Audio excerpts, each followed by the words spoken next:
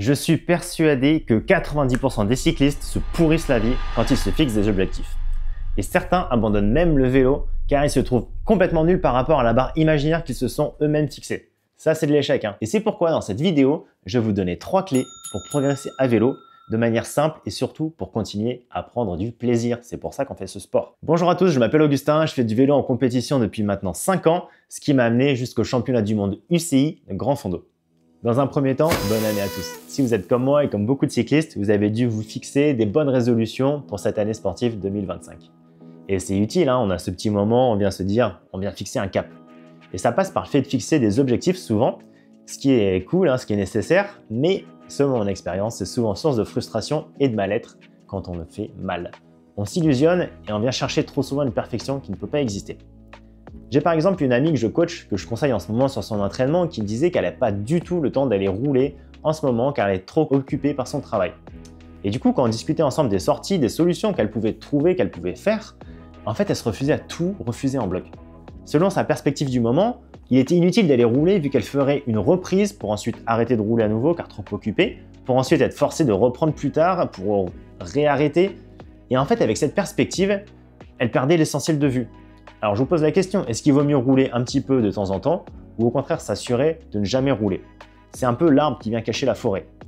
Pourquoi? Parce qu'elle était tombée dans ce que j'appelle le piège de l'objectif de performance.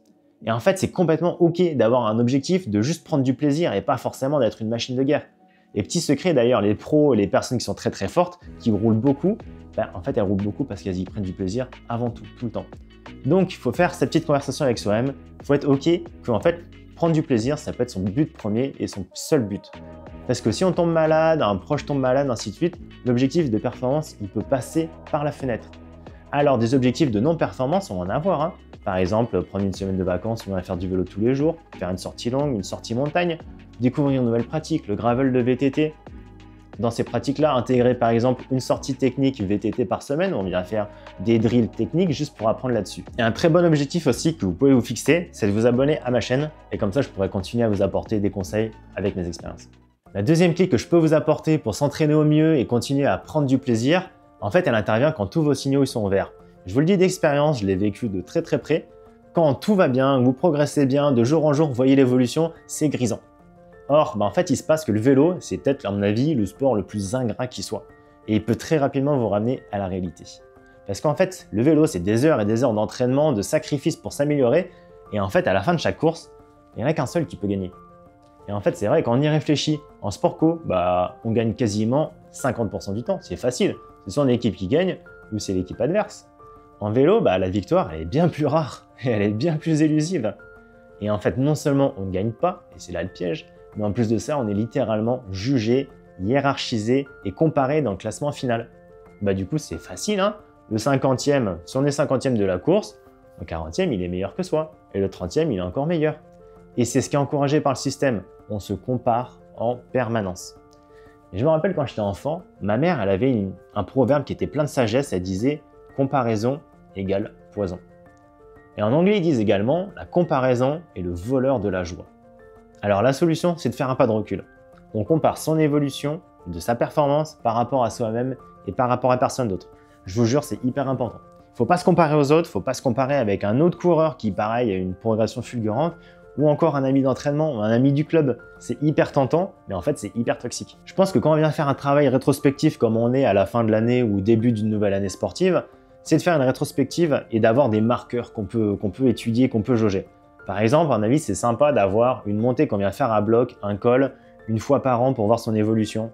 Par exemple, moi, je sais que je vais avoir un col à Gérone, Sainte-Marty-Sacalme. Je vais le faire chaque année.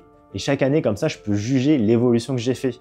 Et ça, c'est un très bon étalon. Et il y a des outils d'ailleurs qui servent à ça. Par exemple, on a le Fitness Score sur Strava ou le CTL, ou encore on va avoir des courbes de puissance qu'on peut avoir, du coup, qu'on peut comparer d'année en année sur Training Peaks, Interval, Strava.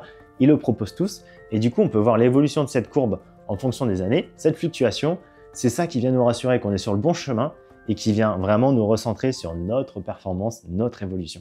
Allez, troisième clé, c'est la plus importante de cette vidéo pour bien réussir votre saison 2025. Tant que vous êtes encore dans cette période un petit peu malléable, vous êtes encore en train de fixer vos objectifs.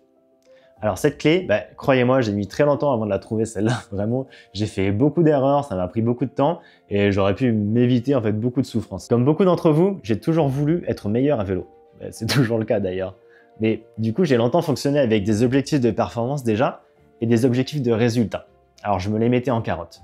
Par exemple, durant l'année 2022, mon grand objectif c'était d'avoir 300 watts de FTP. Je me disais, une fois que je serai à 300 watts de FTP, je serai un coureur accompli, je serai heureux.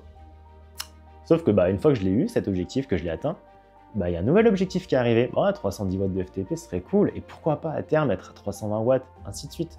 Et en fait, il y a toujours un objectif. Vous le connaissez cet effet. On atteint quelque chose qu'on désirait, ça le normalise.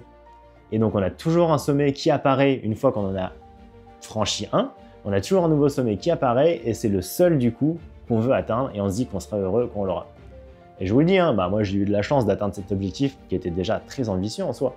Mais la réalité, c'est que dans la vie, on va souvent tomber malade, on va avoir des impératifs au travail, ou tout simplement, on s'est mis la barre trop haute et elle n'est pas atteignable. Pas dans cette temporalité et pas avec nos ressources. Et c'est là que j'ai compris ma philosophie d'entraînement. Et c'est de l'or en barre parce que c'est ce qui me permet aujourd'hui de rester motivé. L'essentiel, c'est pas les objectifs de résultat, mais c'est les objectifs de processus. Je m'explique. Par exemple, j'avais cet objectif de 300 watts de FTP. Ça, c'est le résultat de tout mon entraînement. Donc l'objectif de résultat, c'est les 300 watts de FTP. L'objectif de 10 heures par semaine, par exemple, sur la saison, ça c'est un objectif de processus. En fait, il faut déconstruire cet objectif et il faut se focaliser sur ce qu'on peut faire. Par exemple, si je veux perdre du poids, je me dis je veux perdre 5 kg. C'est quoi? C'est pas concret. Du coup, si c'est pas concret, c'est pas atteignable, c'est très compliqué. Un objectif de processus, par exemple, c'est m'assurer que chaque repas, je le quitte en ayant le ventre pas totalement plein. Ou encore, je me dis, si je suis plus précis, je veux un objectif avec un déficit de 200 kcal quotidien. Et du coup, le gros avantage de se focaliser là-dessus, sur le processus, c'est qu'on se recentre sur son présent. On réapprend à apprécier le voyage plutôt que d'avoir les yeux rivés sur une destination, d'ailleurs quelque chose de complètement chimérique, imaginaire. Et vous savez quoi d'ailleurs? Les plus motivés, c'est ceux qui remplissent leur objectif de processus, et d'ailleurs c'est ceux qui sont généralement heureux, parce que si on s'assure de tout faire bien au quotidien, le résultat, il est généralement satisfaisant. Si je me dis juste, je veux 350 watts de FTP pour la saison prochaine, c'est comme demander quelque chose au Père Noël. Je ne sais pas du tout si je l'aurai, c'est illusoire. Par contre, si je me dis, je me focalise sur le fait de faire 15 heures par semaine de vélo, 2 séances d'intensité et 1 séance par semaine à la salle de spécifique, là, d'un seul coup, ça devient beaucoup plus concret, il y a plus de chances que je l'ai, et il y a plus de chances que je sois satisfait, parce que c'est quelque chose que je peux maîtriser, que je peux contrôler moi-même. Et forcément, je vous invite à avoir des objectifs long terme qui vont vous motiver sur la durée. Forcément, ça va être une course, par exemple, sur l'année, un objectif A, un objectif principal, mais il faut aussi célébrer chaque petite victoire, à mon avis, pour rester motivé. Et par exemple, le fait de se dire, chaque semaine, allez, tac, je coche la case, j'ai réussi à faire mon entraînement comme je voulais, putain, qu'est-ce que c'est bon, quoi. Allez, je vous invite à laisser du coup en commentaire vos objectifs pour 2025 et je suis très curieux de savoir ce que vous avez en tête et si cette vidéo elle a pu vous aider sur votre façon un petit peu de les aborder, de les fixer. En attendant, c'était Augustin, on se retrouve à la prochaine. Ciao, ciao.